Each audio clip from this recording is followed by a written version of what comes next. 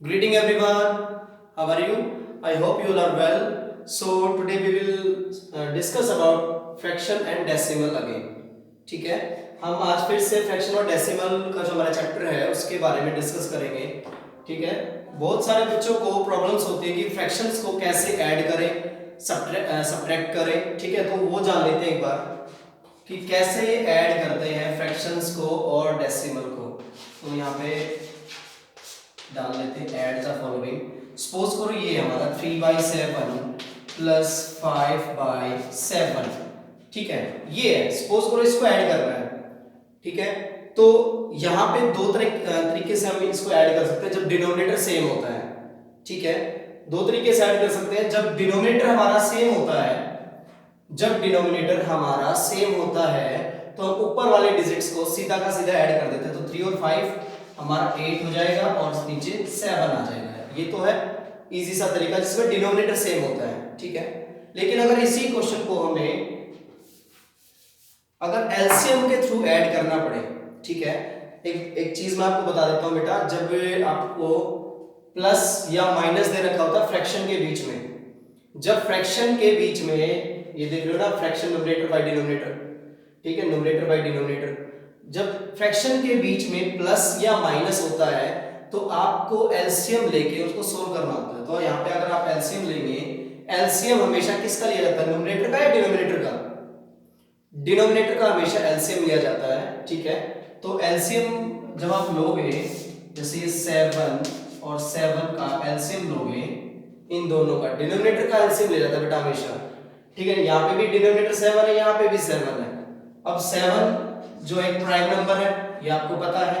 7 एक prime number है तो वो अपने ही टेबल में आएगा. तो इसको अगर हम कैंसिल आउट करेंगे तो ये आ जाएगा 7 1 7 7 1 7. तो यहाँ पे आपका एलसीएम क्या आ गया, 7 ही आया. ठीक है, तो आपका एलसीएम क्या आया, 7.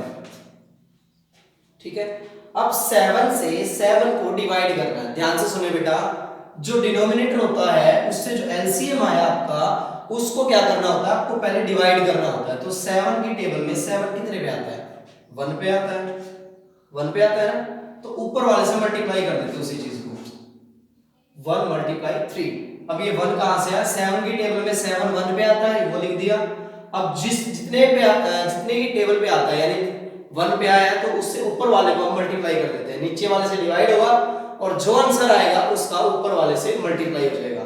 तो यहाँ पे 7 की टेबल में 7 1 पे आता है और ऊपर वाले से मल्टीप्लाई कराना है यानी न्यूमरेटर से मल्टीप्लाई कराना, तो 1 × 3 आगे प्लस. ठीक है, अब आगे सेम वही 7 की टेबल में 7 कितने पे आता है, 1 पे. ठीक है, तो 1 मल्टीप्लाई ऊपर 5 है. अब इसको सॉल्व करेंगे तो 1 3 3 प्लस 1 5 5 और नीचे आ जाएगा 7. तो 5 और 3 कितना हो गया हमारा 8/7. Is that clear?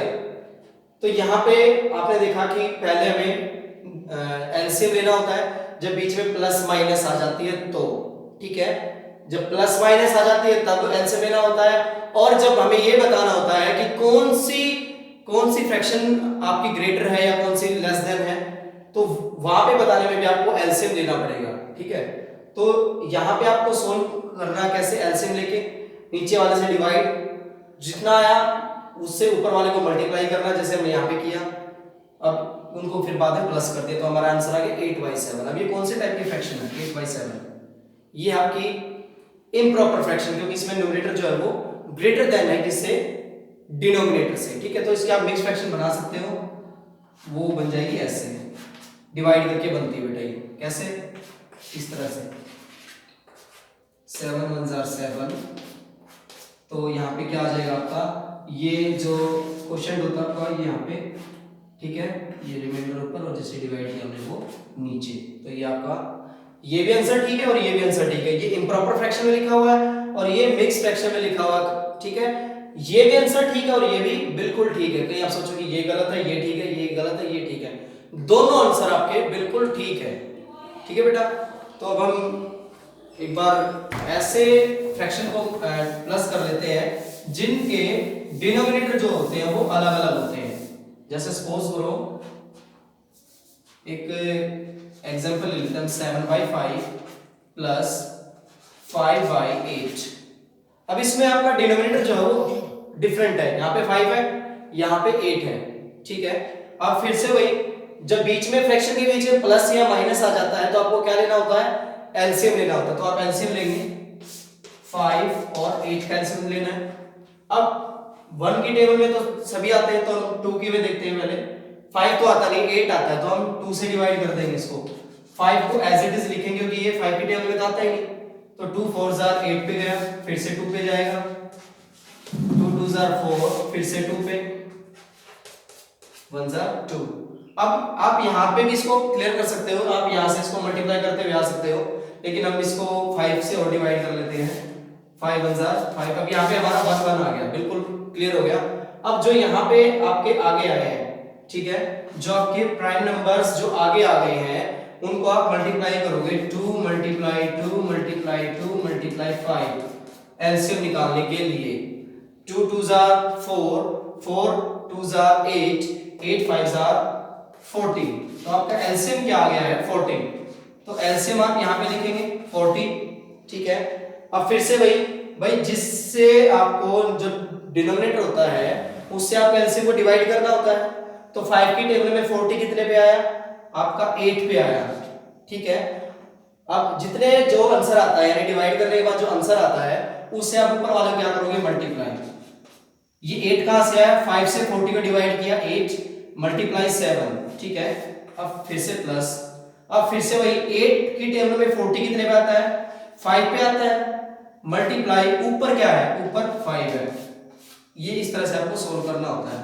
अब 8 7 जार 56 होते हैं, ठीक है। 5 5 जार 25 होते हैं और नीचे 40 होते हैं। 40 आ गए क्योंकि आपका जो डिनोमिनेटर है वो, सॉरी एलसीएम यहाँ पे 40 है।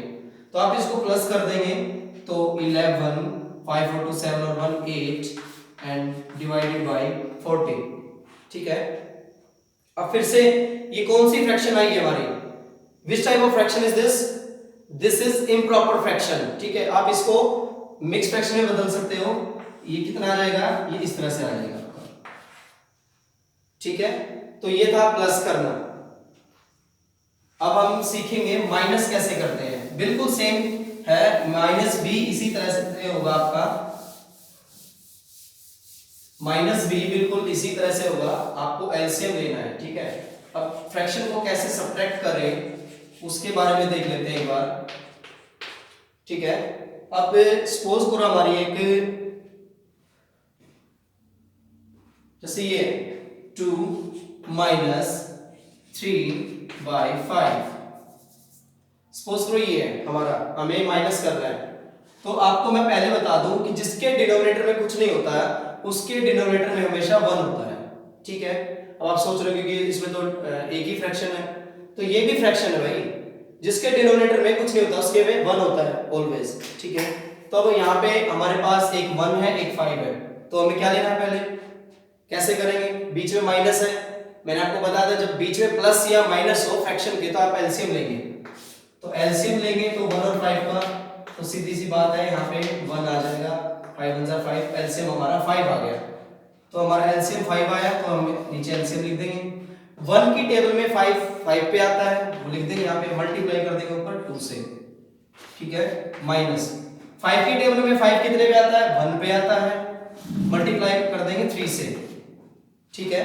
तो यहाँ पे आप देखिए 5 2 jar 10 minus 1 3 jar 3 and divided by 5। तो 10 में से 3 आप माइनस करेंगे तो कितना हो जाएगा, 7/5। Which type of fraction is this, this is again improper fraction. तो आप इसको अगर आप मिक्स फ्रैक्शन में बदलेंगे तो फिर से डिवाइड करके 5 1 5, तो आपका रिमाइंडर बचेगा, और 5 से हमने डिवाइड किया है, तो ये भी आंसर आपका ठीक है और ये भी आंसर आपका ठीक है। तो ये था बेटा किस तरह से हम प्लस या माइनस करते हैं फ्रैक्शंस के बीच में। एक बार आपको दोबारा रिमाइंड करा दूं, जब फ्रैक्शन के बीच में प्लस माइनस हो या आपको बताना कौन सी ग्रेटर देन है कौन सी लेस देन है, तब आप एलसीएम लेके उनको सोल्व कर सकते हैं। तो इस वीडियो में बेटा इतना ही, नेक्स्ट वीडियो में हम मल्टीप्लाई और डिवाइड करना सीखेंगे फ्रैक्शन के बीच में। तो उम्मीद करता हूं आपको ये समझ में आया होगा। ठीक है, आप अपने चैप्टर को रिवाइज कीजिए और अपने कंसेप्ट्स को क्लियर करते रहिए। Thank you, have a nice time.